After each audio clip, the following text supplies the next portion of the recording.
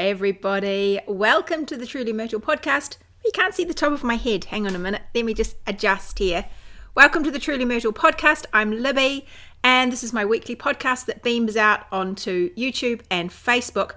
I hope I'm on Facebook today. It kept saying to me, you don't have enough bandwidth. You don't have enough bandwidth to go out, but so far I can see YouTube. Let me know if you're there from Facebook.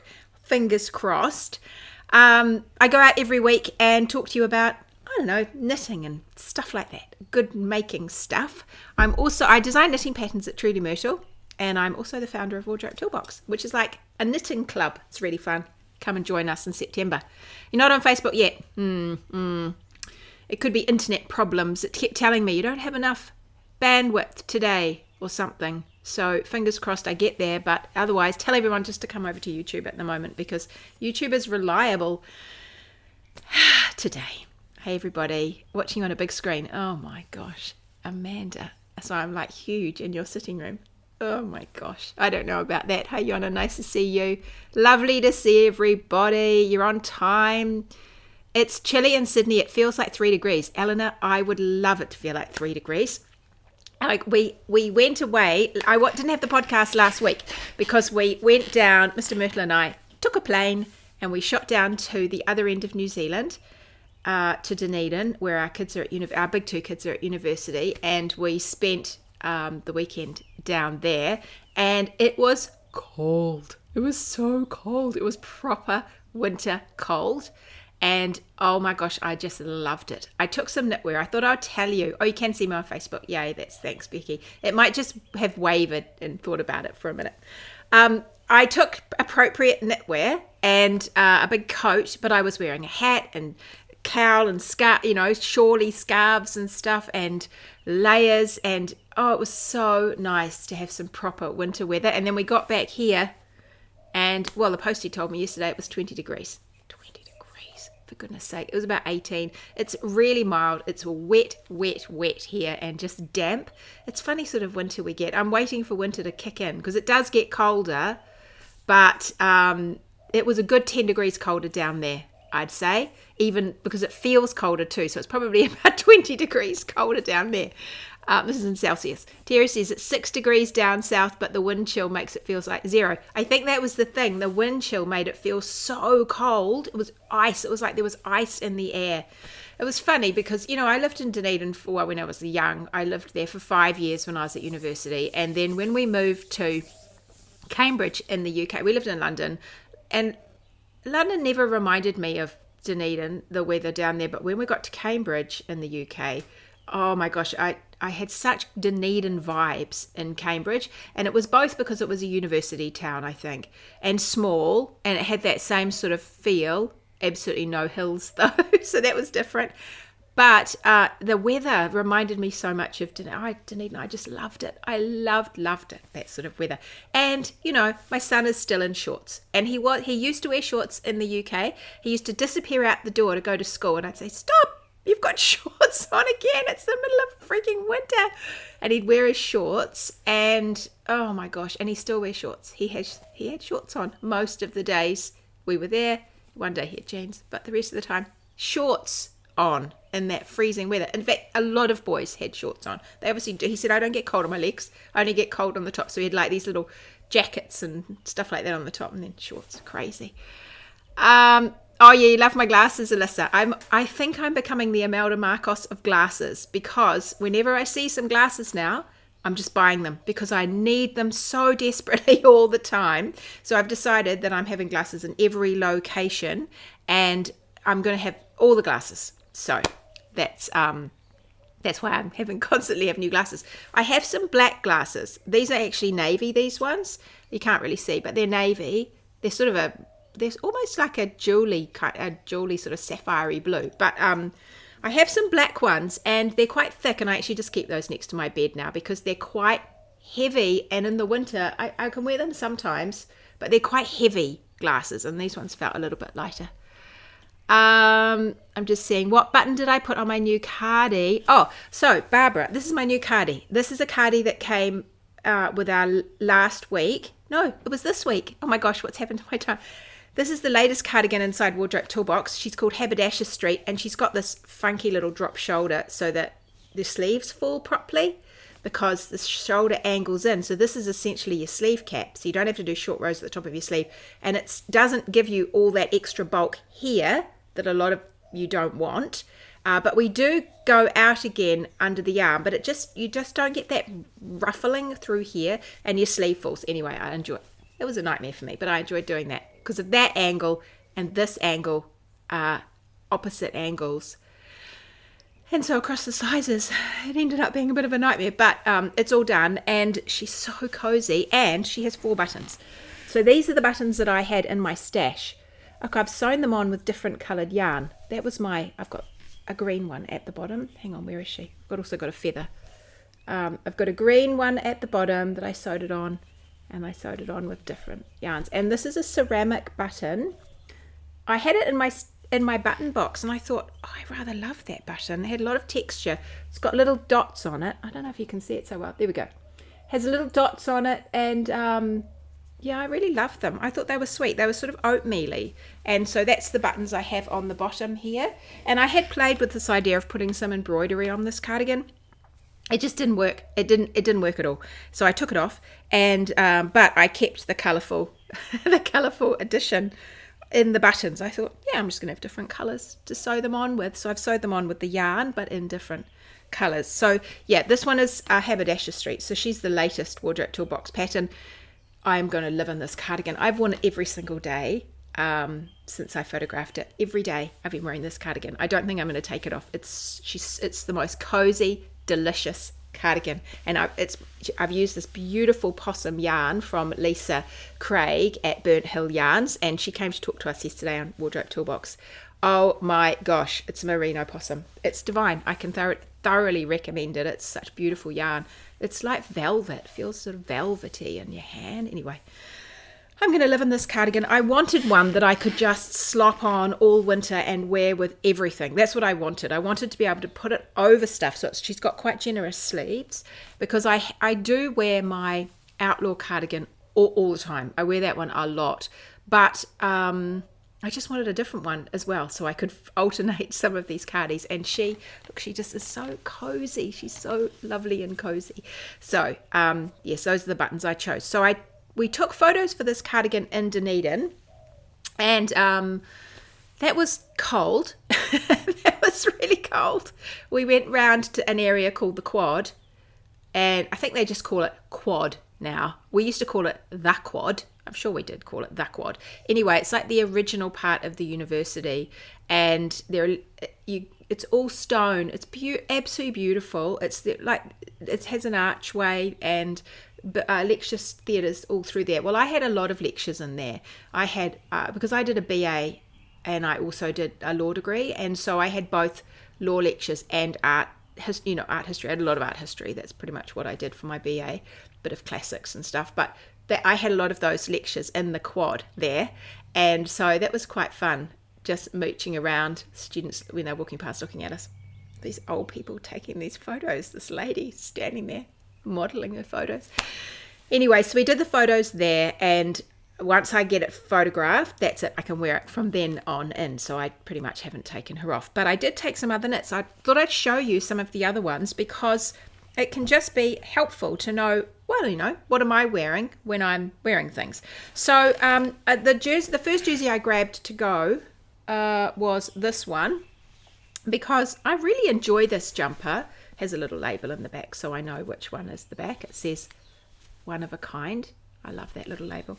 This is Serpentine. I really, really love wearing this jumper in the winter because she's not so heavy. It's a woolen spun. It's Brooklyn tweed worsted weight. They call it shelter. Unfortunately, Brooklyn Tweed are closing their doors, and so we will not be getting any more Brooklyn Tweed yarn, which I think is a tragedy, because I think it's absolutely beautiful yarn. The colours are beautiful. The whole concept is lovely. They dye all the fibres and then blend them. Such lovely, lovely yarn. Anyway, this one I use their worsted weight yarn, and I love it. You start with the shoulder, and so you knit down the shoulder, and she has this bat wing. I don't know. She's just really nice and it has a little bit of an open neck. So I do need to wear something around my neck on a colder day. So I took things to wear around my neck. So I took a couple of things. So I wore this one quite a lot because you can layer things under it as well because it's got a bit of room. So she's just so much warmth, but it's quite light. It's got little split hem at the bottom, and I knitted her in reverse stockinette because I just love texture, and the texture of that really appealed to me. But you can knit her, in just normal stockinette if you want. She's actually a reasonably quick knit to do. So I took a couple of things to wear around my neck. The first one I grabbed was this, partly because we only took hand luggage, and we got one of those tickets where you get a big bag for hand luggage that we can take. We've got these duffel bags that we bought a couple of years ago for this reason. So now when we go, we often don't take a suitcase. We just say we buy the ticket that you can take a big duffel bag on the plane, and that means that I'm limited to the amount of stuff I can take, but it's not too bad. So I picked up this one first, Vila. I love this shawl. This is one of my go-to winter shawls, and I really should make another one in a brighter colour because sometimes I think, oh, she's beautiful. She's like a lovely tawny colour, but I have to say, I'm getting a little tired of all of the beige around and the cream and the grey. I just am craving colour, something wicked. But she is nice. Look, actually, is a nice colour to go with my cardigan. But this one, Vila, because she's a lace weight, she is easy. She's light as anything, and she is beautifully warm for no heaviness. And she tucked into my coat quite well, and so I adore a lace weight shawl. I really should do more. It's quite a big knit, but maybe I could get someone to knit it for me. Looking at you, Ruth and Claire, maybe you could knit one for me if I design another one. But I used fibre spates. It's as a silk. I'm pretty sure it's a silk merino blend in a lace weight, and look, it's scrunched up, and if I blocked it again, I'd stretch her right out, and then she would slowly scooch up again. But that's often my go-to shawl. Vila is often the one that I grab first because she's light and she's so easy to wear, beautifully soft, and just gives you that, or she just gives me that bit of warmth around the neck that I need when my neck's just feels a little bit chilly. So yeah, she's pretty. She's very, very pretty. I really do enjoy that one. So that was the first one I grabbed, and then I thought, oh, but actually I might be freezing.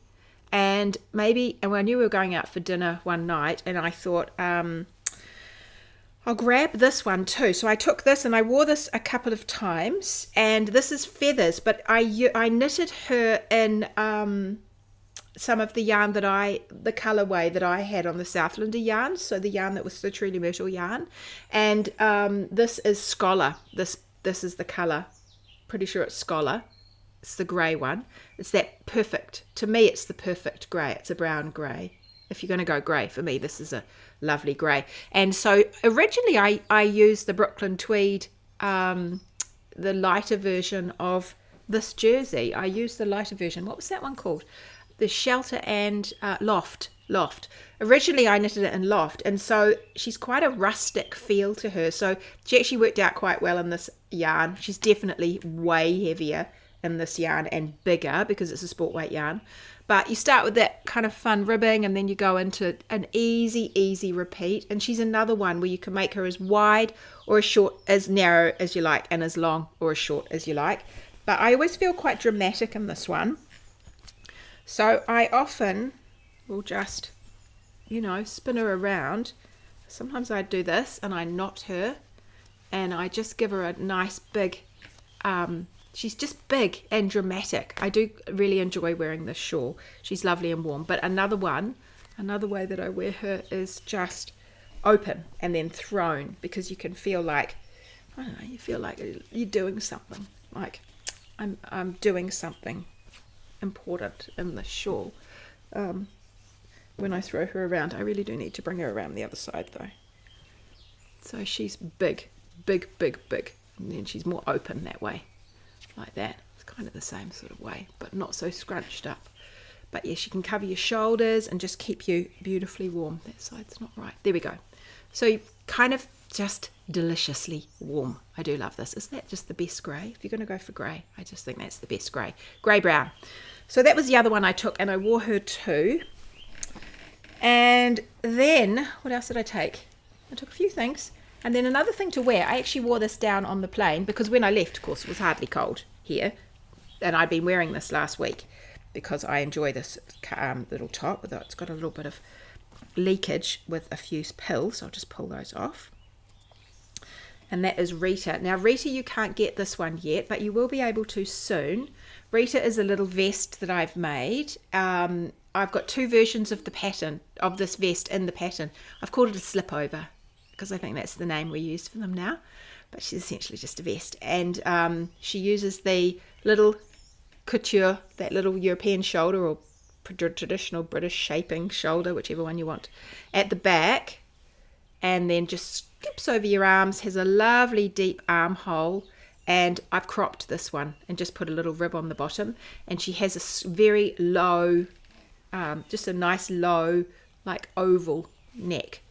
She is amazing to wear, to just have a layer of warmth. Perfect for the aeroplane because, you know, it's not so cold in the aeroplane, but it's just a little bit.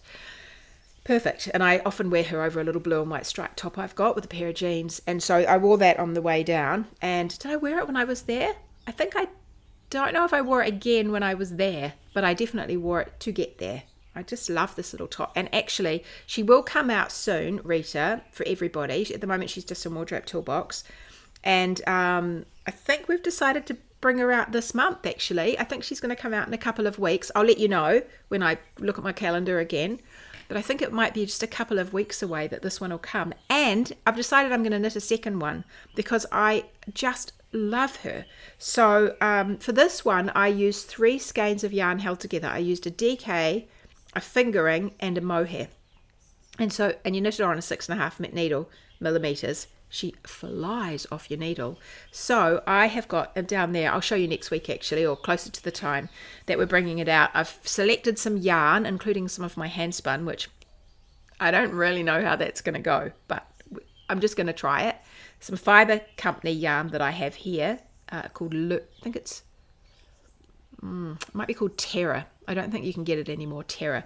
It's a little bit thicker than a DK. I think it's more like a worsted, and then a Circus Tonic. I think it's Circus Tonic mohair, and I'm going to hold those together and make a kind of a bluesy green one. So I'll show you that closer to the time that we're bringing it out, because I'm going to just do it in bits and pieces in between other things that I'm frantically working on at the moment.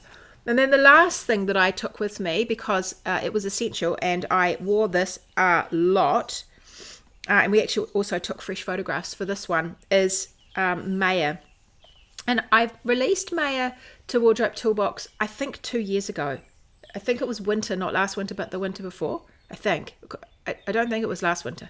And I've never got round to putting it out because I actually made a new version of Maya. The original was in a Malabrigo in a beautiful aqua blue, greeny blue. And then I made another one in, this is the Truly Myrtle Bliss colour. It's that lovely green colour.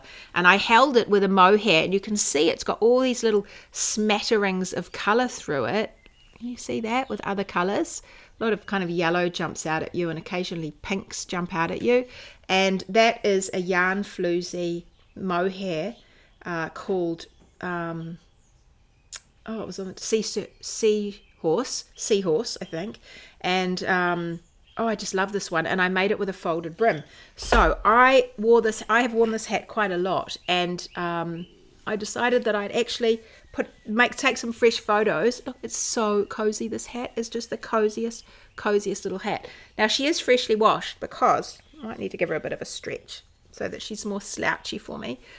She's freshly washed because we took her down there and we did the photos.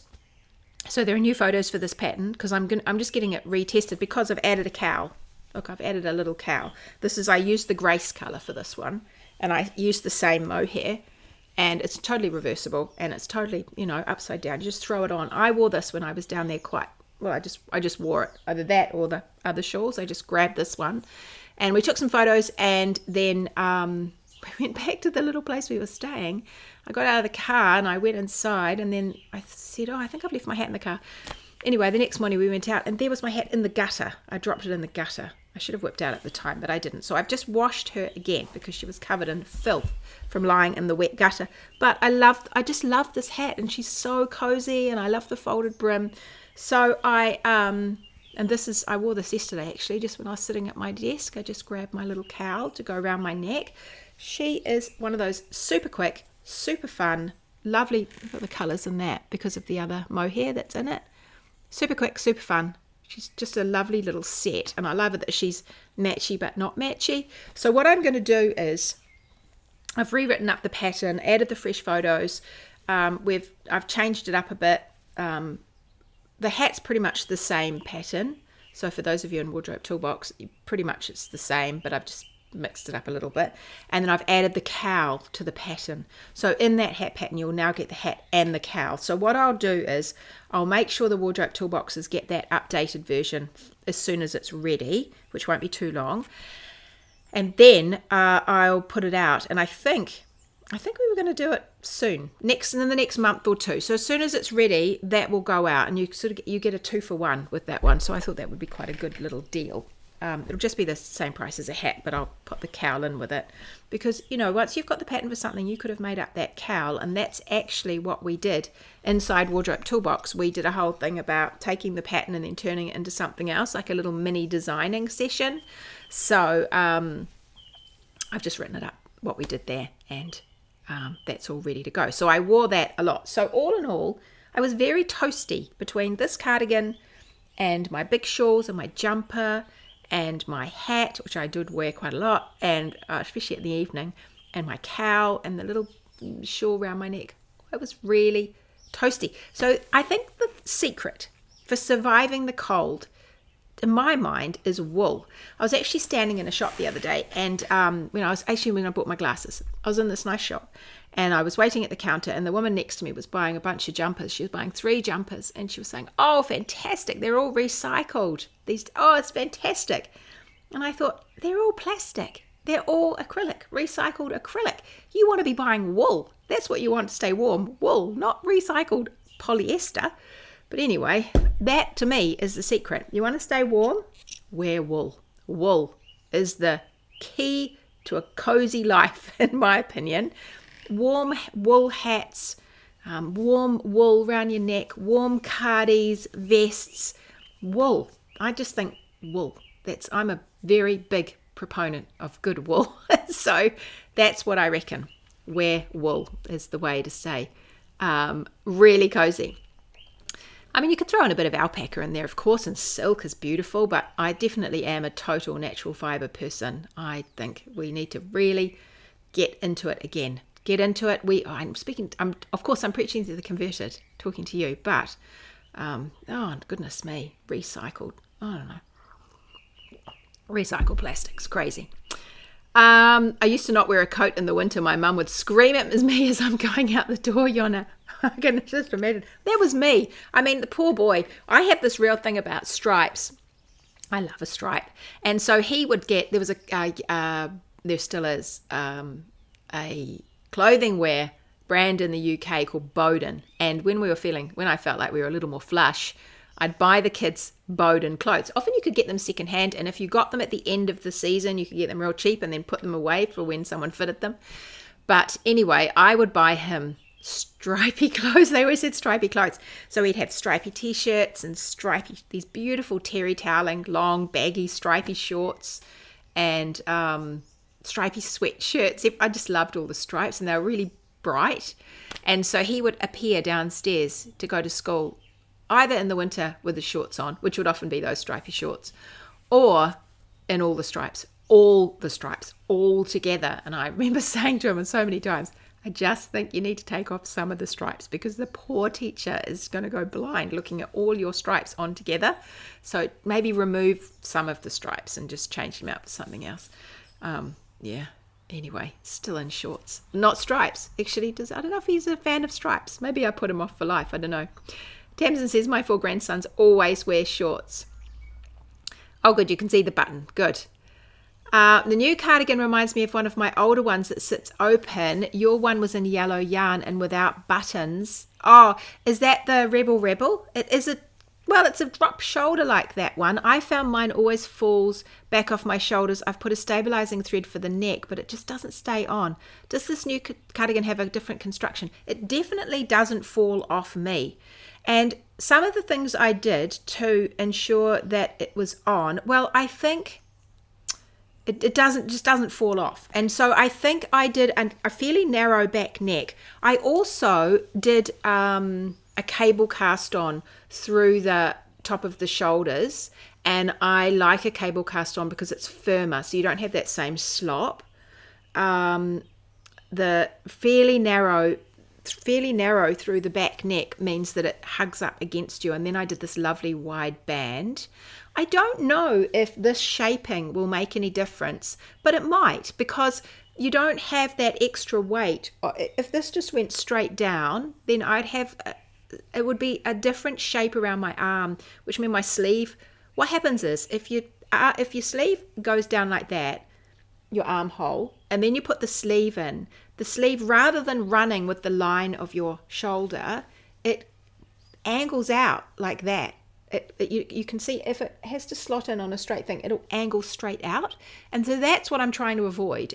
Because then when you've held your arm down, it has a little bit of a fold. And I wonder if that then also puts some tension onto what's happening here and starts pulling it off. I don't know, maybe. My Outlaw cardigan does slip off my shoulders. I'm always pulling it up and over.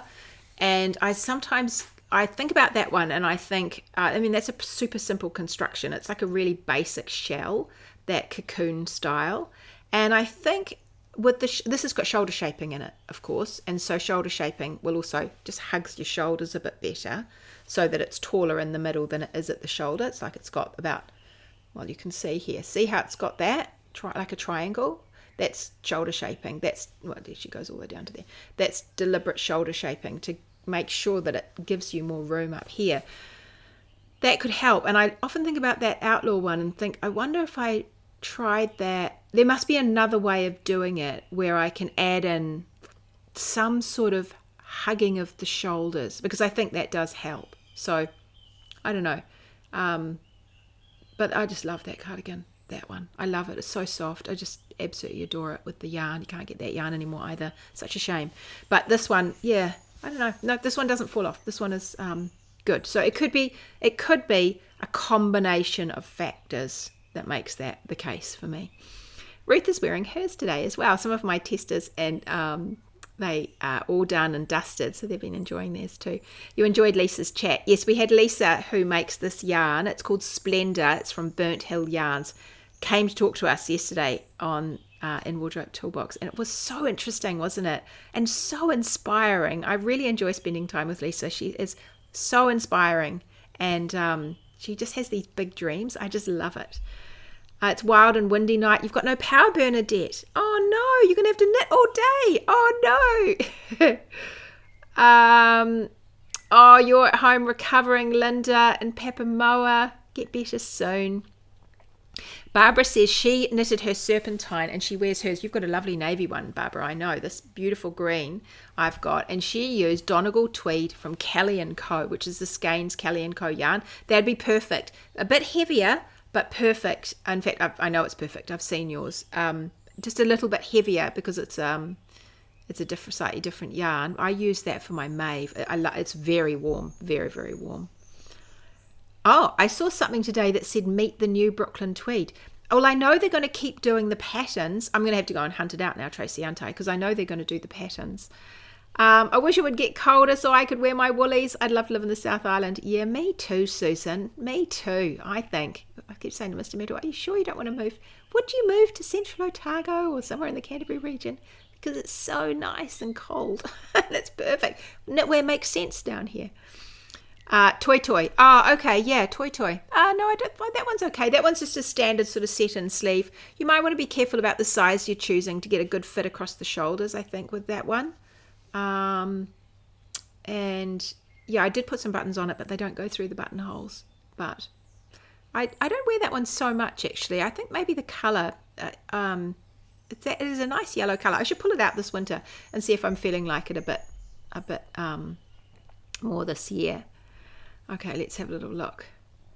Oh, Sharon said she's knitting feathers at the moment. That's that big grey one that I had here in merino silk and a 4-ply. It'd be beautiful, be absolutely beautiful. Alyssa says she loves her Rita. That's the little pink top, and she made it more fitted than usual, and it fits beautifully. And Lynn said she loves hers as well. It just took 2 days to knit, even in size 7. Yeah, it's super quick. That's why I thought I'm just going to make one. I'm going to wear it to pieces, and I just fancy a bluesy one, bluesy green. So, yeah. Oh, and you're going to bring your Rita to New Zealand when you visit in July. Oh, goody. Yeah, you could just use a worsted and a mohair. You could, Adele. So I'll show you my yarn. It's down there in a bag. I'll show you my yarn. I swatched it the other day to work out which mohair I wanted to use. And the main yarn I've got is a little bit thicker. It's more of a worstedy weight yarn. I'm not exactly sure of the yardage. I can't remember. But I've got quite a lot of it, so I knew I wouldn't run out. And you need about, for my size, I need about 300 meters. So of all the yarns, and then I have some yarn that I spun, and I don't remember when I spun it, and I think in the middle of it might be a bit of a dog's breakfast. And so that is, you know, when you're spinning and you get a bit thin, and so I think it's quite thin. So I thought, well, I'll mix that rather than, it's not really a fingering, it's probably more like a light fingering. Well, I don't know, we'll just see. I'm just going to wing it and see how I go. Yes, I tell people they will not be cold if they wear wool. Layers, of course, where applicable. Yes, wool and layers, not plastics. Yes, you're all 100% with me. It's so good. So good. Yes, natural fibres. Go wool. And Barbara's boys wore a lot of stripes as well when they were little. Piper. Oh, the Piper's another one. That one is a bit slippy on the shoulders too, I have to say. But I think the yarn I chose was super. I used that Polworth. Oh my gosh, that's the most beautiful soft yarn, but it's like a marshmallowy slippy. So it's okay though, that one, Piper. Yeah, it could be Piper. Males never grow out of shorts. My 67-year-old husband still wears them all year round in Christchurch. Yeah, the shorts. Yeah, males. Yeah, I got you. It's just the patterns. Oh, right, Adele. Okay, so for Brooklyn tweed. Yeah, it's a real shame about the yarn, but I know things are difficult for people at the moment, and it certainly would be a challenging business to be in. It is a shame. It's such a shame. Brooklyn tweed. It's such beautiful yarn, but they're back to do they're continuing to do the patterns, so that's good because they have absolutely beautiful patterns. I have some questions that you sent in. I thought I'd answer some today, and I've got some bits and pieces here which I pulled out to show you for the question. So I've got 4 questions here I thought I'd go through. And the first one is from Nikki. And she said, I'm having trouble understanding, this is a long abbreviation, this SL2, SLK2 together. So basically it's a slip 2, but slip 2, slip, knit 2 together. I think I made up that abbreviation. It's for Huia. It's in the Huia cardigan. She's not sure what I mean by twist the first stitch on the right hand needle. I don't have a tutorial for it, but I'm going to talk you through it. And it's a twisted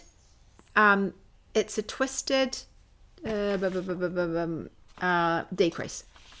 And so you use it in this part of my Huia cardigan. This is Huia. I'll show you first. This is another lovely little cardigan, which I really need in a different colour. This is that Meadow yarn from Fibre Company. Gosh, I love this yarn. It really is beautiful yarn.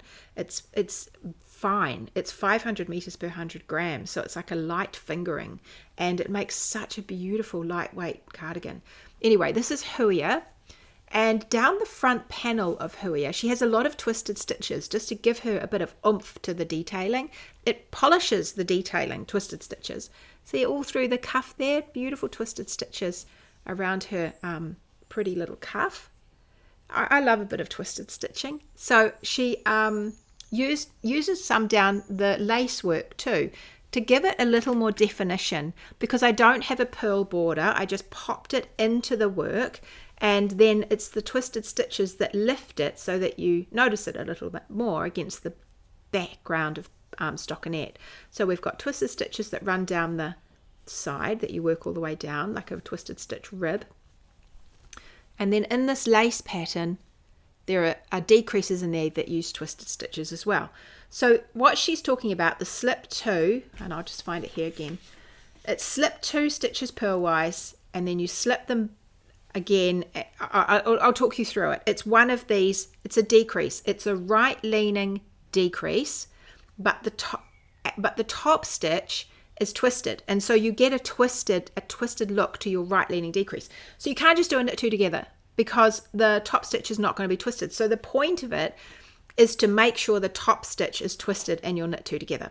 So the way I get you to do it is I get you to slip the 2 stitches that you're going to knit together to your right needle, and then you just slip them purlwise. You don't want to twist them. I mean, you could slip them knitwise, I suppose, and then slip it back. I guess it would do the same thing, but I just got you to slip them purlwise, and then you twisted the first stitch on the right needle, so they're over on your right needle now, and you twist the first stitch closest to the end, twist it and put it back, and then you slip the next one back, and then you knit them together from left to right into the fronts of the slip stitches. Oh no, that's a different one, sorry. I'm reading the wrong abbreviation. You twist the first stitch on the right needle, you slip them both back to the left needle, and then you knit them together. So what you've done is you've made the top stitch twisted. Now, you know when we do a SSK, and we can deliberately twist the back stitch by slipping them both knitwise to our right needle, and then working into the legs, and so when you knit them together they end up being twisted. It's sort of like that, except you don't want to twist the top, you don't want to twist the back stitch, you can twist the back stitch, but you want to twist the front stitch, the one that lies on the front. That's the point of it. So move them over, twist it so it is actually a twisted stitch, move them back, and then knit them together. I think what you could do, and just experiment on your needles, but what you could do is slip them both knitwise separately, because you don't want them to be in different positions.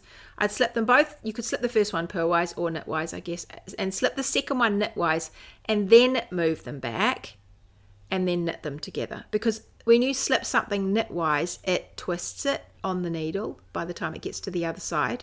So you could do that, and that way you don't have to actually physically twist the stitch and then move it back. I don't have a tutorial for it, but I'm hoping that explains it to you. The look you're going for, you want them to be joined together. You want a decrease that leans to the right. That's probably leaning to the left for you in my hands, but for me it's leaning to the right. And the top one is twisted like that on top. And it will just give you that look that you want down the front. Let me know if that doesn't make sense to you, but I'm hoping that that will help. Okie doke. And there's another question here. Should I weave in my ends before blocking or after blocking? That was from Cherry. There's a couple of things about ends and blocking. Oh, it sounds so confusing, Lisa. I hope it's not too confusing. It's basically you just want to twist the top stitch. So somehow, wherever you do it, twist the top stitch. Weaving in ends. I really enjoyed knitting this cardigan because I've been done it a lot lately, because I've been using quite a lot of yarn that is non-superwash. And when you're using non-superwash yarn and you're using a wool, particularly, or something that wants to felt, if you wet it and give it a bit of friction, I use the spit and method to join my yarn together. So when I finished this cardigan, I had virtually no ends to weave in, because as I went along, I'd break off my yarn. I'll show you how I do it. It's real easy. Here's a piece of the yarn. So I would, let's say I'm going to join 2 ends together. So if I want to join these 2 together, on the first one, I just untwist it a little bit, and I'll notice in this yarn, it's made up of 3 plies, like this. There's my 3 plies, right? 3 plies make up that yarn. So what I do is I just pull off one of the plies, and you just pull it, because then it gets all a bit, you know, mucky, and that's what you want. You want it to be a bit at the end. Get the other end that I want to join it to, untwist that. Takes you just 2 minutes to do it. And because I pulled off 1 on that end, I'm actually going to pull off 2 on the other end. So I grab 2 and I just yank them. That one's still a bit long, so I'll just yank it a bit more. So on one end I have 1, and on the other end I have 2. And then what I do, this is how I do it. I get them wet in my hand. You could spit into your hand. I just get them wet. And then I lay them on my palm, and I start rubbing them. And I rub them like that. They've got to be wet. And spit is great. And you just give them a bit of a rub up and down like this. So it's warm. You can feel it heating up in your hand. A bit of a rub. And there we are. You have one piece of yarn again. So it joins beautifully. Absolutely beautifully. Make sure you give it a good rub. You want it to be quite secure. And you want to tear it. Look. See? It's fine. You want to tear the yarn, you don't want to cut it, you want to tear it, you want to make sure that in the end you have you're joining the same number of plies as there are in the yarn, so 2 on one side and 1 on the other. If it's a 4-ply yarn, do 2 on one side and 2 on the other. If you need, however many plies are in it, you need to have that much in the middle so you don't get a blob in the middle. And that is how I joined my yarn. So as I was working this cardigan, every time I needed to add more yarn, doesn't matter where it is, middle of the back, middle of whatever, wherever it is, I just, and off I go. And I joined it. So when I got to the end, I had a couple of ends to weave in the end. I had ends to weave in as I bound off. I had a couple of ends to weave in where I cast on. That was it, right? It doesn't work for superwash, no. So it needs to be a non-superwash wool, but something that's going to felt. Wool is obviously great. I would experiment if you've got a high whack of silk in it to see how that goes, because it might not be so successful. And also if you've got something like linen or cotton, that's not going to work. That doesn't work. So primarily wool. So there we go. Look, just use wool. It's so good. So that's how I did it with this one. It doesn't matter if it's a woolen spun or a worsted spun. But it will join together. So that's the first thing I recommend when it comes to ends. The second thing I do is I do weave in ends before I block things. And so it depends. If I'm just blocking it to see if everything's going okay, then I won't. Because if it's not going okay, I might want to re-knit it. So I won't get rid of my ends. But if I'm blocking it because I'm finished, I will weave away my ends a fair amount, and then I will cut them off and leave a bit of a tail. And then when I finished and it's blocked, then I'll just go back and I'll snip them off and I'll make them short again so you won't see them. I do it slightly differently with a shawl. With a shawl, I leave a longer tail and I do weave them away a bit, and then I leave a longer tail. I block it because when I'm blocking a shawl, I stretch that sucker out. And so the ends can just slither back into the knit. And so I want to make sure I've got enough end to go back in the knit if it's really getting stretched out. And then I'll go back later and I'll snip them off. But I often will leave a little bit of a tail for my shawls, because I don't know, they just seem to get, if I want to reblock it, they seem to get quite a lot of, I don't know, I just feel like I need a little bit of an end for those. So I do weave away a bit before I block, but then I do my final surgery on it after it's blocked. So yes, hopefully that helps you. Yeah, it doesn't work. Split and splice is the best method to join no knots and make my crossover quite long. You can make it quite long. I don't even find it needs to be that long. I find it an inch is fine.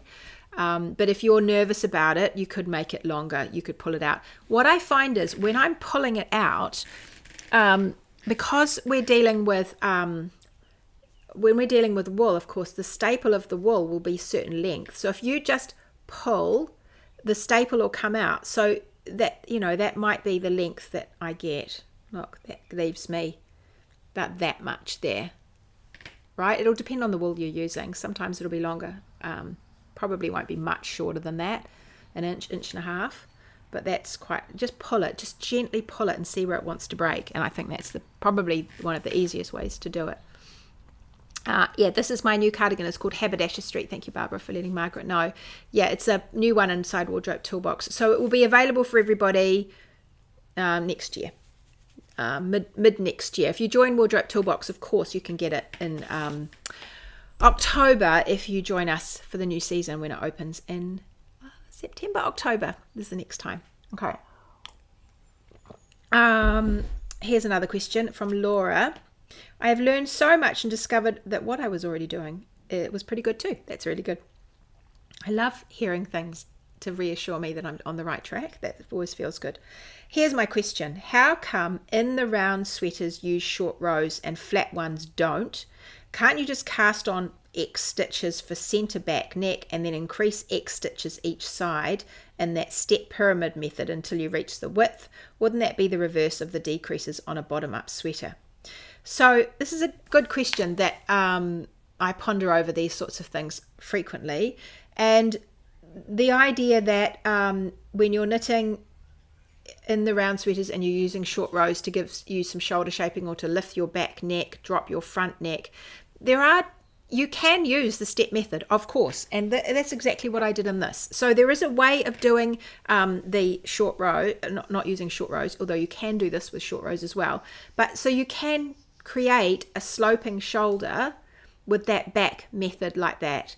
What happens when you're using this method is that unless you're using short rows and so you're dictating how often you're turning, so you've cast on all your stitches and then you're creating the slope with short rows, if you're just working back and forth like I did in this one and increasing every side, you actually create a shoulder slope that's twice the, depending on the gauge of your yarn. So we're just going to go with the average gauge, which is usually about a 2/3 or 3/4 ideally for ratio.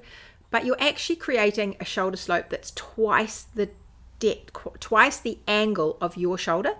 So a typical women's shoulder slope, now I might get these numbers wrong, but I'm pretty sure it's 18 degrees is what we're sort of aiming for with a shoulder slope. And when you're making these ones, it's twice that. So you're heading up towards 40-degree slope. And that means that it is the front and the back. So you don't have to do it on the front. You can just do it on the back because you've got two angles at the back, right? What yarn did I use?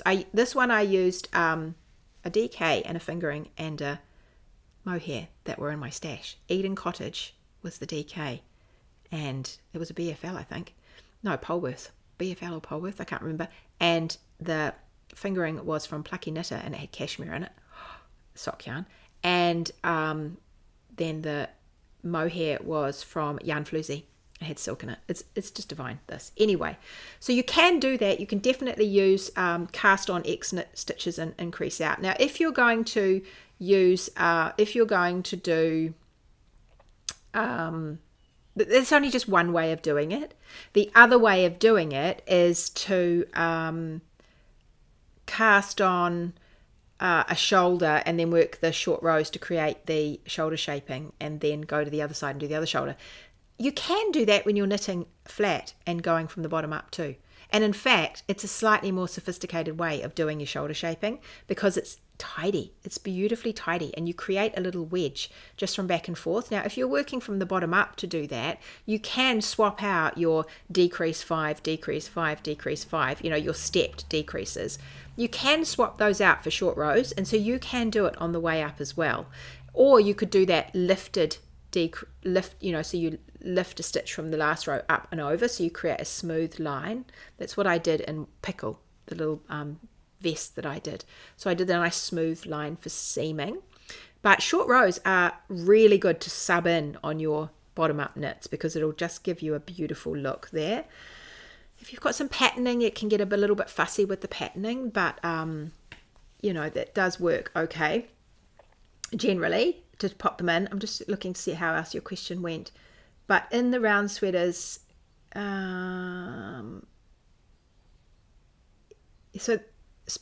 you could, if you wanted to, then do top-down sweaters like you say and just do the reverse. So you could say cast on 16 stitches and knit back to the other side. Now cast on 16 stitches and knit back to the other side. Now cast on 16, whatever. You could do that so that you gradually step down. I just think it might be a pain in the bum to do it like that. I think it might be not as tidy, and I feel like it's more fun anyway just to go cast on the whole number and then just slowly work them back and forth, the short rows to create the shoulder shaping. I'm not sure if there's any other particular reason for it except that I think the answer is yes you could, but whether you want to, I don't know. I'm not sure that you really want to. And of course, if you're knitting in the round, if you're knitting a yoke or a raglan in the round, then a raglan in the round, or not a yoke, because a yoke you cast on the whole neck and then you need short rows to lift up the back. A raglan, you could either do it by casting on the whole neck like I did for Maiden and then do short rows to shape the neck, But what you more often do is what I more often do, and I actually prefer, is that you cast on for the back, neck, and the shoulders, and one stitch for the front, say, or a couple, and then you just do back and forth and gradually increase down like that for the neck, and that way your back neck can be a bit higher, although that will totally depend on how wide your shoulders are, because the back drop, and then you have that, you create the shaping of your neck with that stepped increases. It's just all geometry, I guess. It's kind of fun. But yeah, it's a good question, I think, because I think one of the things about knitwear design is trying to think of better ways of doing things and more interesting ways of doing things. And so I quite enjoy thinking about how you could do different things differently. Maureen said, I know I should have sent a question in, but with this chat about shoulder shaping, can I do a larger size in the purl for my shoulders and change to my actual size? Yes, if you want to do a larger size in purl, yes you can. Just make sure that is what you want to do though, Maureen. So choose a size based on your upper bust to get the size to cast on for your shoulders, and then change down. It's not often that we want to go from wider to smaller. More often we want to go from smaller shoulder to a wider bust size. And then, because even if you are very broad in the shoulders or very straight in the shoulders, often, I mean, you can, if you have a really pronounced difference, you might take away a bit of fabric there, particularly through here. You might do some decreases through there just to pull it in. I'm actually going to do that on something, I think, soon, but just for a shaping. But otherwise, it's quite nice to have a bit of fullness around the bust, even if your shoulders are a bit broad, but it's up to you how you like to wear things. But yes, technically, yes, you can do that. Okay, the last question I had I thought was a really fun one, and I brought a few things to show you, and the question is, where can I purchase the yarn used to knit Medley? That was the last question. So this is Medley shawl, and she was the very, very first pattern that we ever had inside Wardrobe Toolbox, and she's knitted from end to end. So you start with a point and you work up and you add in these fun little, chevron-y strips, and she's got slip stitches all through here, and she goes all the way through, and then she turns around the other side and goes back down the other side, and I like wearing her with a knot, and that yarn goes from over there. So I like just chucking a knot in the end. So she's a fun shawl to wear. She's so easy to wear. I just wear her bandana style like I do with a lot of my shawls. Wear a bandana style. And I do like giving her a bit of a knot like that. So she ties up, and but you could leave her just leave her loose as well. So Medley's been a really popular one actually for people, particularly in shops and things. They quite like getting this one. She's 3 skeins of yarn. I'll tell you the yarn I used. I used 1 skein of Retita Dye Studio Merino Silk Fingering. Okay, so it was 75% merino, 25% silk, and it was a 400 meters per 100 grams. That was one of them, a merino silk. Number 2, I used 1 skein of avocado hand-dyed silk merino fingering that I dyed. That was the second one, but it was silk merino. Skein 3, I used 1 skein of Union Fiber Swoon 4-ply, which was a 50-50 silk merino, and that was also 400 meters per 100 grams.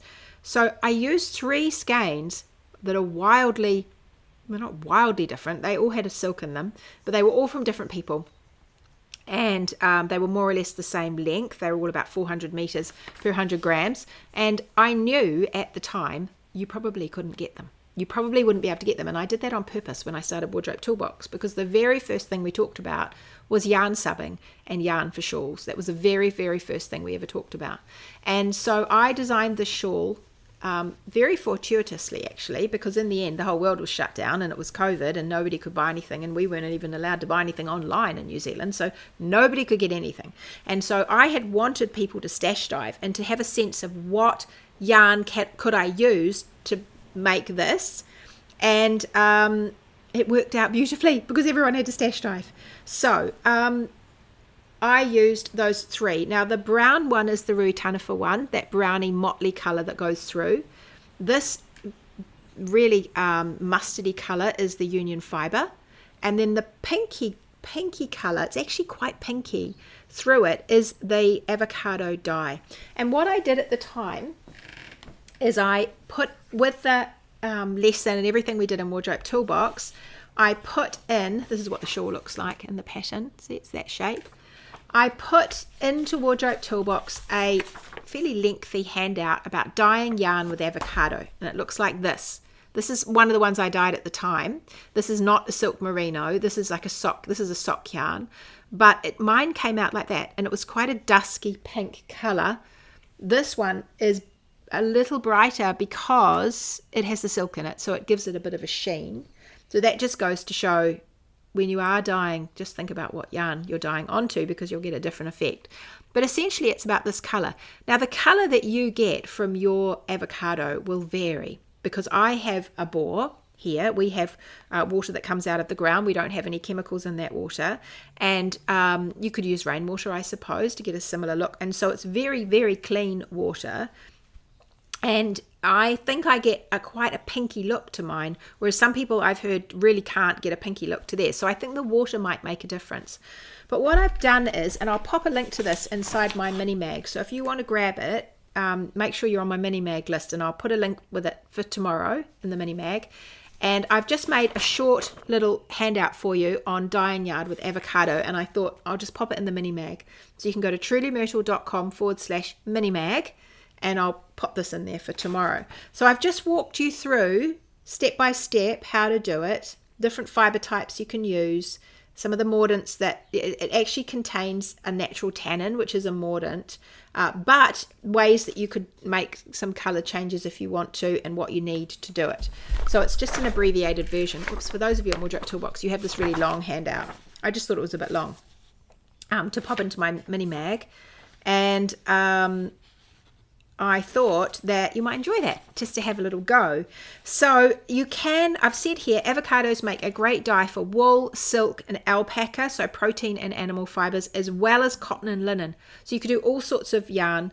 In the case of avocado pits, the tannin in the seeds acts as a mordant to fix the color. Now what I was doing was I was saving avocados, just bags of avocados. I was saving them in my freezer for ages because I knew I'd want to use them. So you can do that, and you can save the skins, and you can save the pits, you know, the big stone in the middle. I've said here the skins tend to create a redder color, and the pits make a more apricot or orange dye, and then you can mix them together. I mix mine together, and so it gives you something a little bit in between, a little bit more apricot-y color. So I just threw it all in together. It's non-toxic, so you can just dye it in the kitchen. I've said that if you use a bigger pot, then your dyeing will be more even across the skein because it's got more room to move around in. Be careful with the pot you choose. I've said here in this one to use a stainless steel or enamel pot and avoid aluminium. You don't have to avoid aluminium, but just know that it might change the color of your dye, It might change the color. It might not end up the same. So you could experiment with different colors, the different pots, to see if you can create a different color. It's so fun to do it. You just need something long like tongs or a long wooden spoon. You can, if you use those slotted spoons, they can be quite helpful just to lift the yarn up to see what's happening with it. And I quite like to tie mine up, and you can either use those zip ties to tie it all the way around, or just some other yarn and tie them up, you know, in that where you just tie them around like that so they don't get all tangled. Make things into a big skein and then tie them up to do it. And the more avocado that you use, the stronger the color that you'll create. And I've said that 5 to 6 large avocados per 100 grams of wool will dye a gentle, light to medium pinky shade. So you can experiment. And I'm imagining, you know, there's lots of different kinds of avocado. We grow 2 different kinds here, Hass and Reed. And there are more than that. There are other different kinds. So I don't know, do they make different colors? I haven't experimented with that.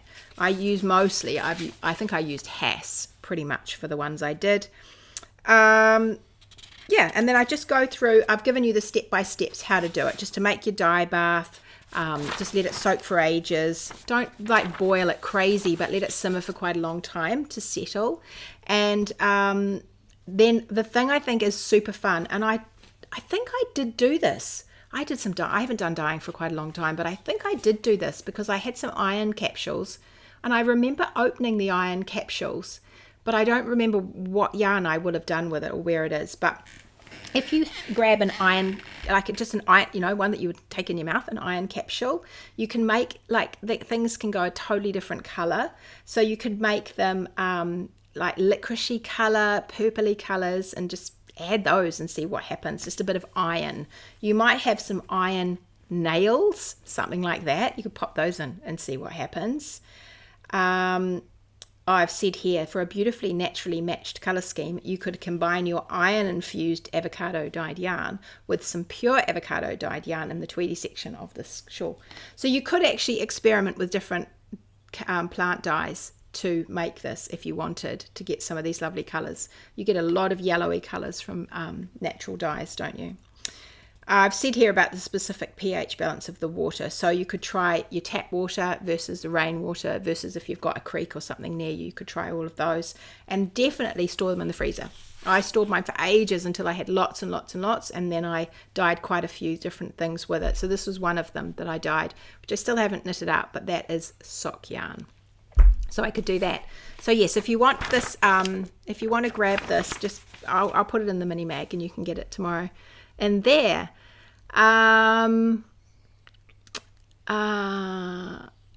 Maureen's saying, I'm a square block shape, not too defined in the waist. I think, Maureen, get a good fit around your shoulders, and then when you get to your middle part, work out what you want to do. And you might want to add a bit of shaping with A-line shaping, or just put in a little bit of waist shaping. It can make such a good difference to that look of your garment down the bottom and give you a little bit of a shape where you want one at your waist.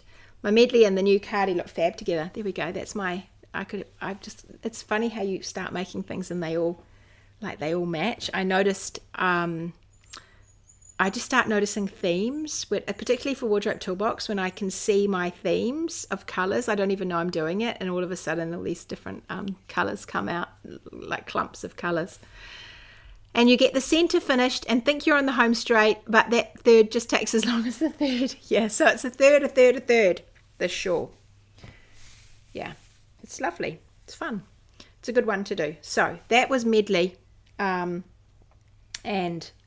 she is intended to be a medley of things. She's intended to be what you have in your stash. Now, I really liked the silk in this. It gives her lovely sheen, gives her a nice ripple and a drape, and dresses her up. But you could choose quite a woolly yarn if you want, and then you would get something more like I did with the feathers. And so if you chose something that was more woolly, you would get more of a scarfy, cozy, rustic-y feel to her. You can just mix up the look of all the things you make depending on the different yarns you're choosing. What about yarn with possum in it for avocado dyeing? I don't know, Alexa. I imagine it would work, but the thing about the possum, it would depend on the colour of the possum and whether the possum is light or dark. Because if it's a lighter, it might take it a bit. I don't know if it's going to be particularly strong, the dye on the possum, but it would look, if it was a dark possum and it didn't take the colour but you had a pink background, that would be beautiful, wouldn't it? To me, that sounds like it would be beautiful. I'd experiment with that. Barbara said, I've got a real plum theme going on at the moment. Oh, yes, I can see. You moved way at this. You were so blue, Barbara, for a while there. But yes, I just love plum. I've been in some big plum phases in my life.